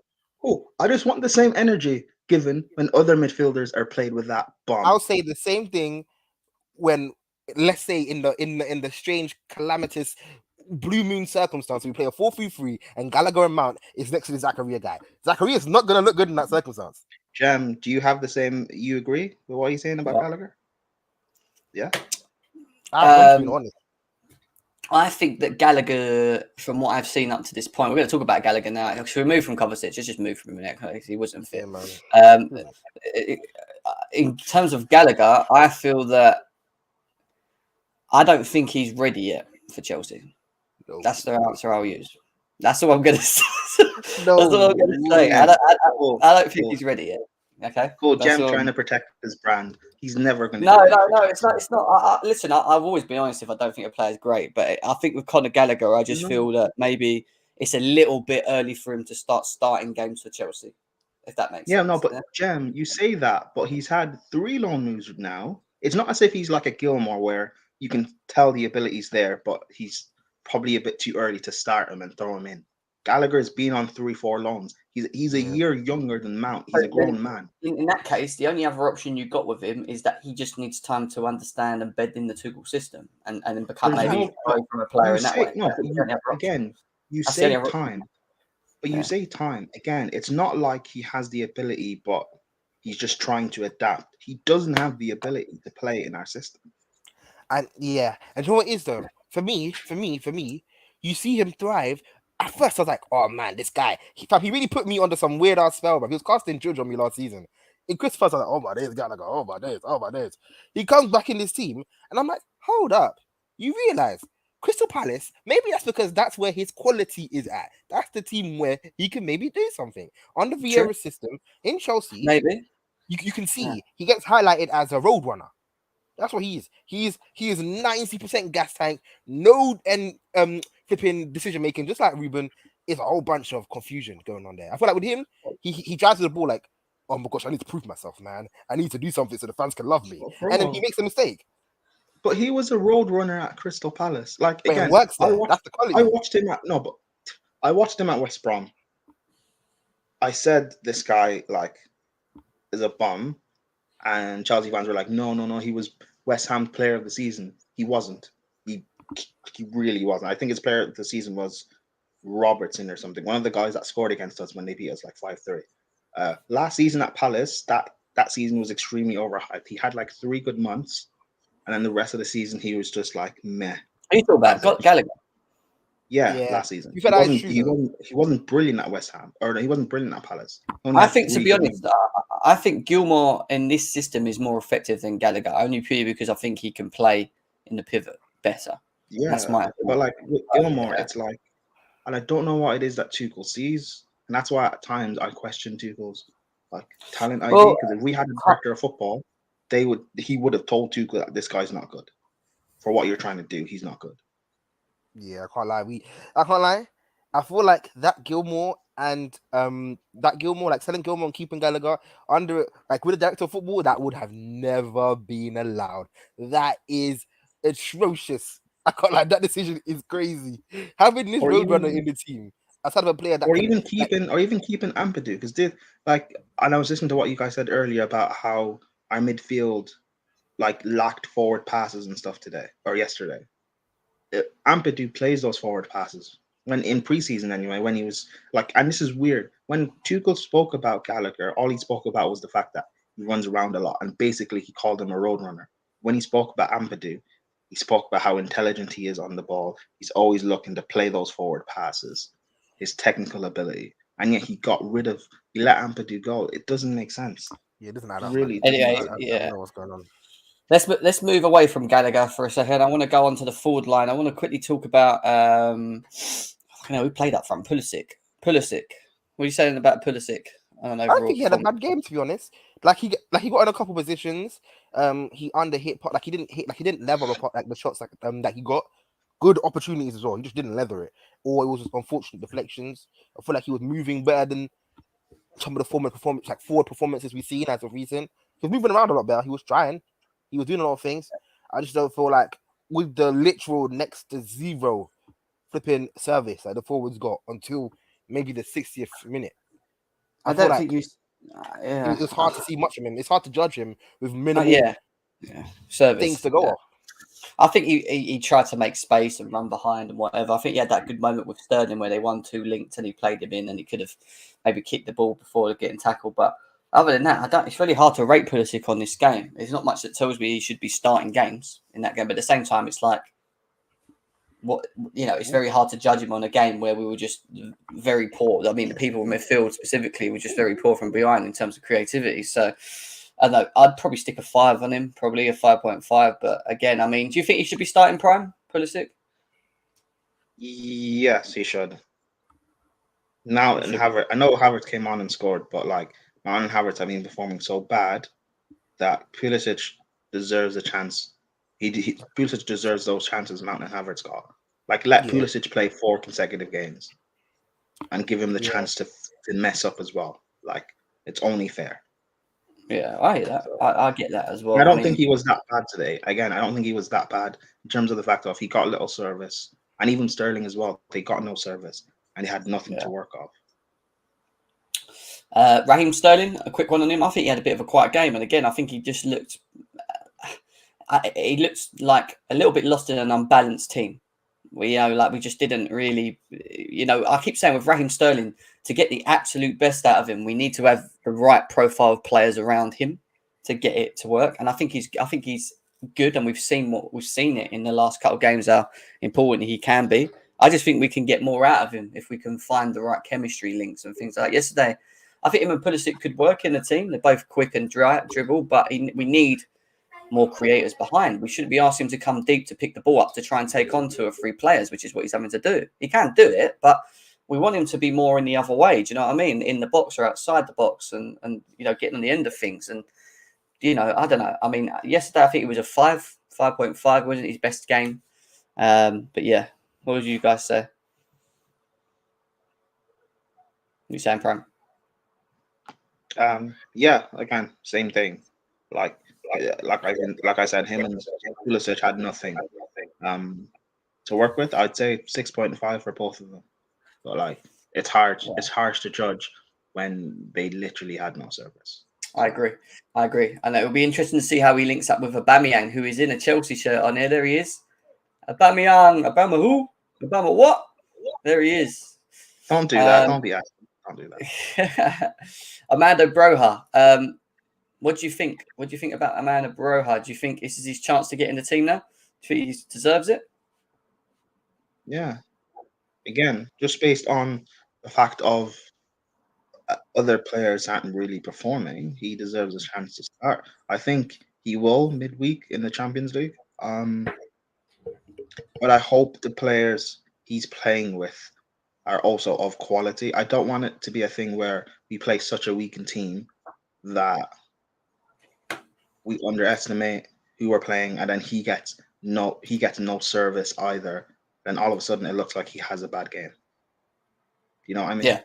No, I hear that, and you're right. And it could happen with Aubameyang as well, where we don't make enough for them, and they just don't get the service, and it looks like we've wasted our time on them. But do you know what Amanda Broha has to his game, which we saw yesterday in the second half, which I think helps this system, is that he's aggressive and he presses and he makes things like he has that way about him where if it ain't coming to him, he'll go and drop like the goal for the second goal. He comes deep, he picks the ball up, and he plays in Chilwell and knocks it across the Havertz and score. Like, do you get what I mean? Like, he tries to make things happen for himself. But I want to see, you're right, I want to see him in the box the other way, being more effective where he is, playing the balls over the top so he can run in. He's quick as well, man. He's not slow, bro.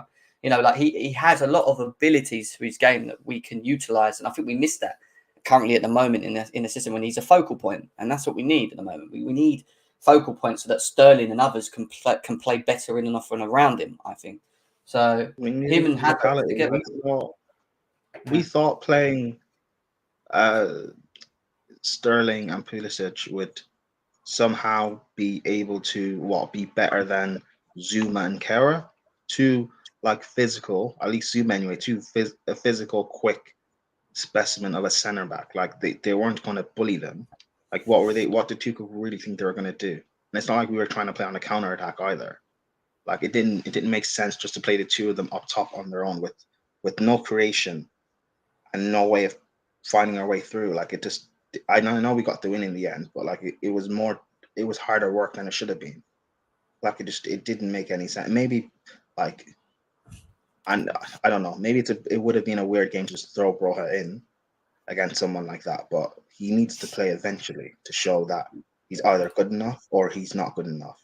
If Gallagher's getting these opportunities, why not give it to Broja as well?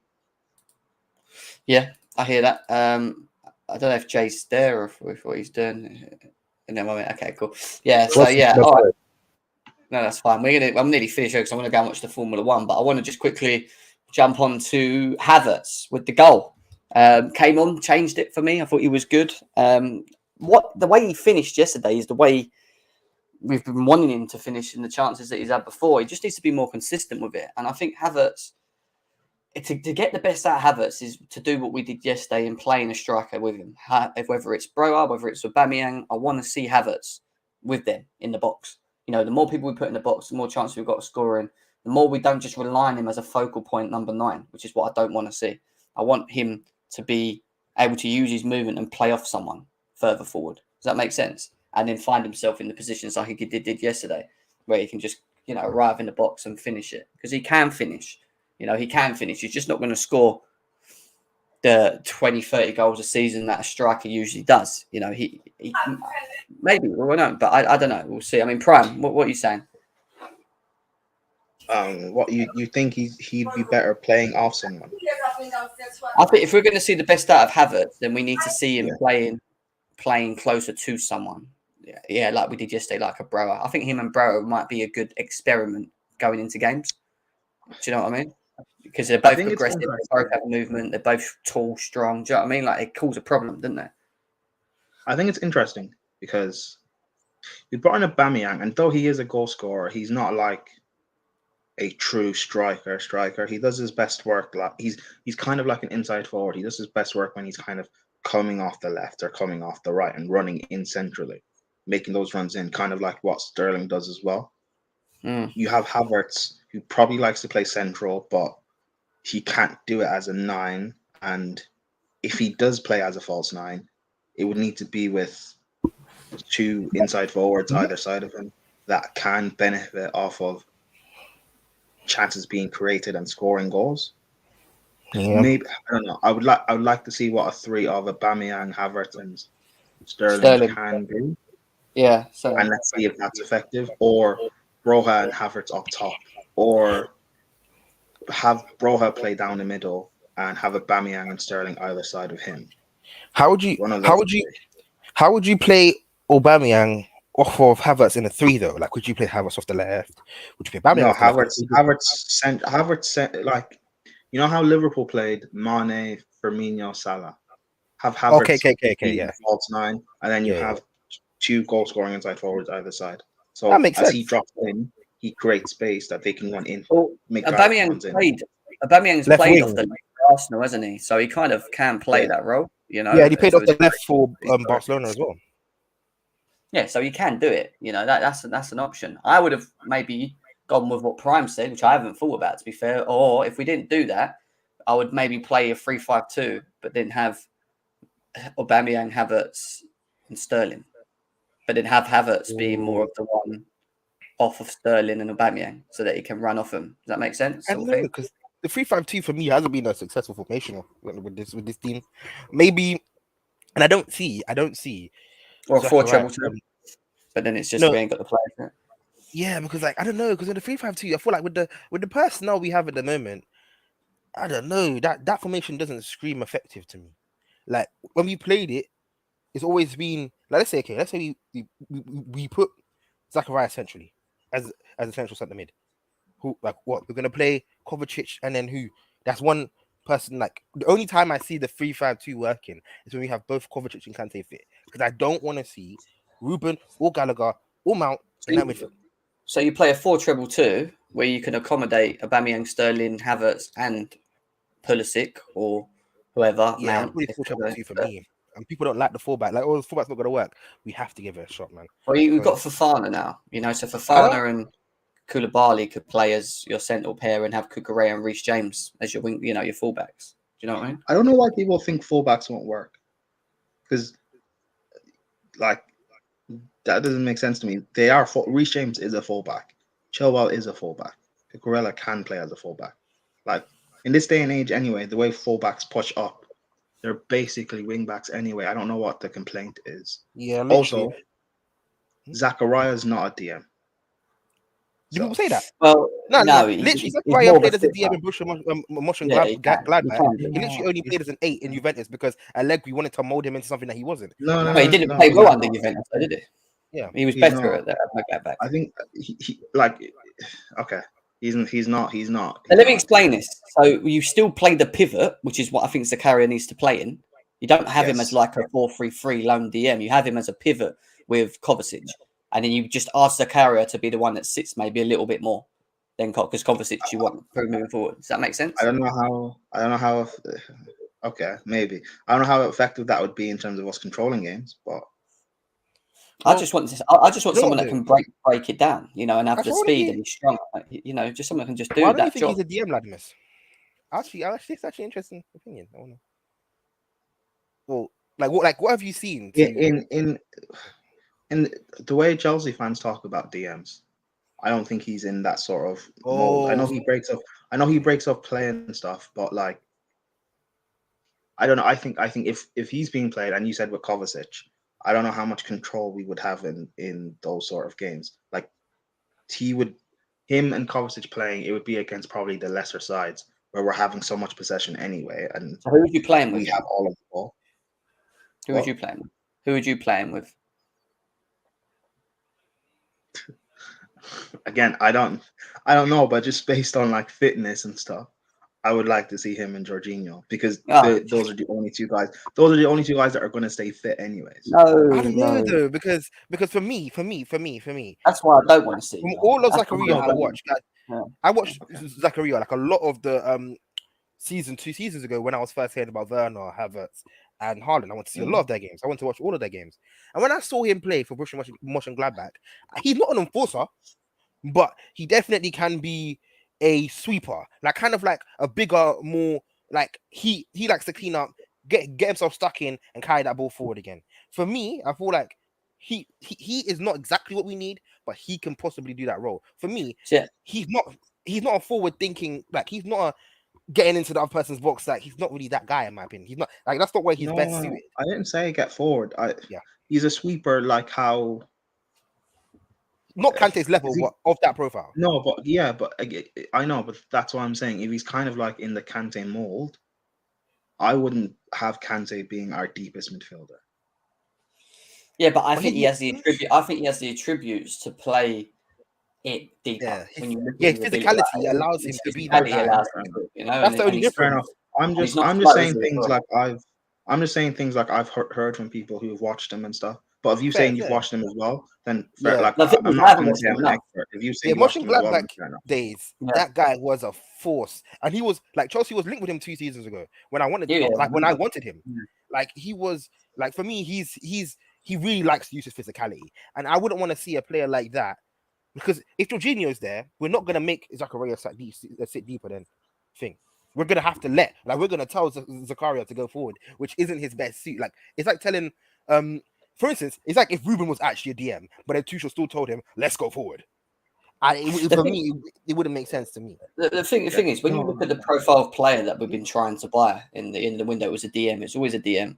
The fact that they've done a last minute buy of Zakaria on loan with the option to buy, I don't think it's a player that we're bringing in because we want him to be more box to box and get out the end of the pitch. I think it's a player that we want that can understand the position or the role better, but doing it from a deeper element, like someone that can actually protect the back three, the back four, whatever it is, at a better rate. Because when Jorginho gets beaten on the turn, he hasn't got the recovery speed or the strength to shift the person off the ball. Zakaria might get beaten on the turn and the space might be there, but he has the speed and to recover. So I think it's finding that player. Yeah, I think it's finding that player. Do you know what I mean? So he will catch up. And for me as well. I don't know if you, Jem, and Ladimus have seen the tweets. We are going back in for Edson, and for me, the reason why I see that making a lot of sense, and I'm calling it now. I like to put predictions out there. 4-2-3-1 by next time March, May. 4-2-3-1. I feel like We're Yeah. moving to that because Edson will be more of a sitter. In my opinion, Edson's way more of a sitter than Zakaria is. Zakaria Yeah, he will be, likes to be able to shift a bit forward, but he's not up there. Like he'll push forward and play off, do a cool little pass here and there, do a through ball onto players. But he's more so, for me, it'll be like you have two DMs, one a bit more progressive than the other, and that's a really good base for 4-2-3-1, I feel like. With the fullbacks you already have. For me, I It's see weird that. because That's just the only way we're going. I've always said that I wanted, if we were ever going to switch the system into a 4, I've always said I want a 4-2-3-1. That's the one thing I want to see. And I've always felt that we can't do that because we haven't got the players to do it. And I get that, you know. But like you said, if you bring Edson Alvarez in, who is a born sitter, he will sit and he'll break to play down. And you have Zakaria and Kovacic or whatever in front of him and a 4-2. And then you have your 3 of Sterling, I don't know, Mount and someone else, Pulisic or Havertz, and then you have Aubameyang up front. I think that could be quite. I think that spells a very. I You think love that, that. you think a 4-2-3-1? Yeah, I love that. What would the team be? What's the 11? I would say like Mendy, for example, in goal because that's what we got. So I'd say Mendy, and then I'd say either.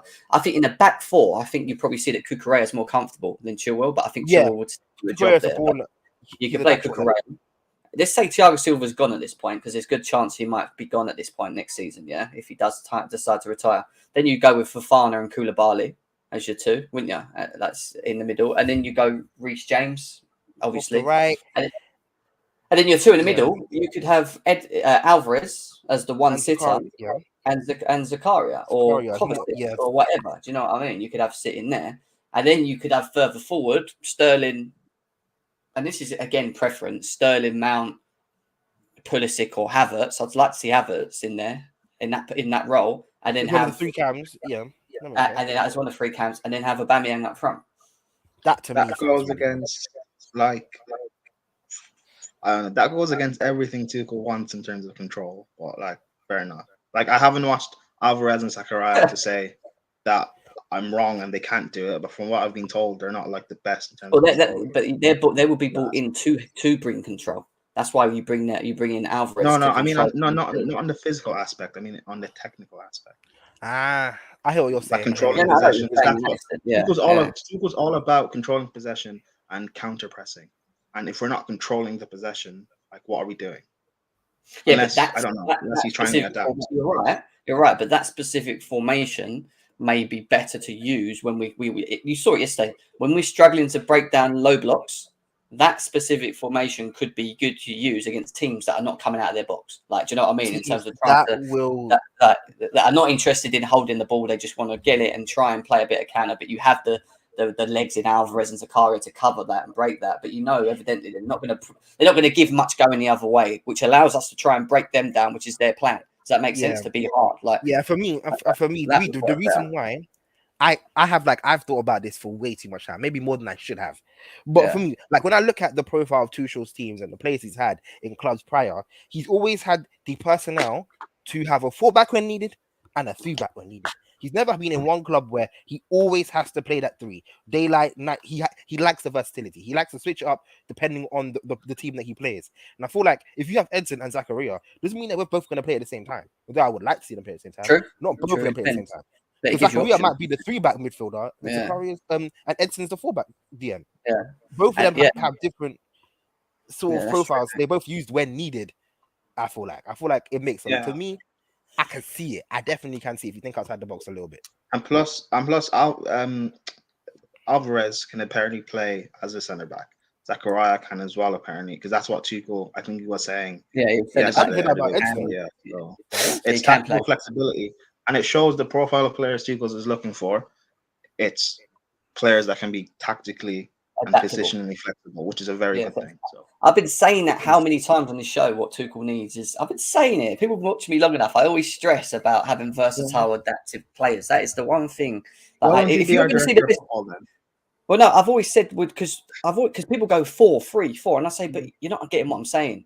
He needs players that can adapt to both because he does like to switch hybrid formations, and to do hybrid formations, you've got to have the players or the personnel that are able to play at least 2 or 3 different systems. We don't have that right now. We have a couple. We saw that in Tottenham.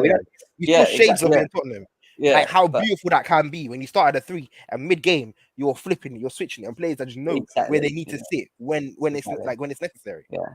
Exactly, and they have the understanding, because when he goes right 3, right 4, right 4-3-3, right 4-2-3-1 in between games, they can just go okay, bang, bang, bang, bang, and that's when you start seeing the two. I think the best of the two core idea, the system, the football should get better. Hopefully, in terms of the chemistry Hopefully. and the forward line is the But key. this will take It's time, getting them man. to.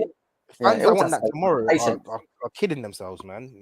I'm tired of hearing this until, man. The timeline is plagued with Tuchel out. Anyway, yeah, I'm going to finish off because I do need to go and watch the Formula One at 2:00. It is 1:52. Big up to everyone. Nearly a 2-hour show again today. We've got nearly 400 people still tuned in as well. Big up to every single one of you guys. Yeah, up the Chelsea for the win against West Ham. It's always nice to win a London derby. It doesn't matter how you win it. It's going to happen. We won. And that's the most important thing. Interested to see Arsenal, Man United. Hopefully they get stuffed today. Bring them back down to earth as well. And yeah, take care of yourselves. And we'll be back again very, very soon, guys. See you later.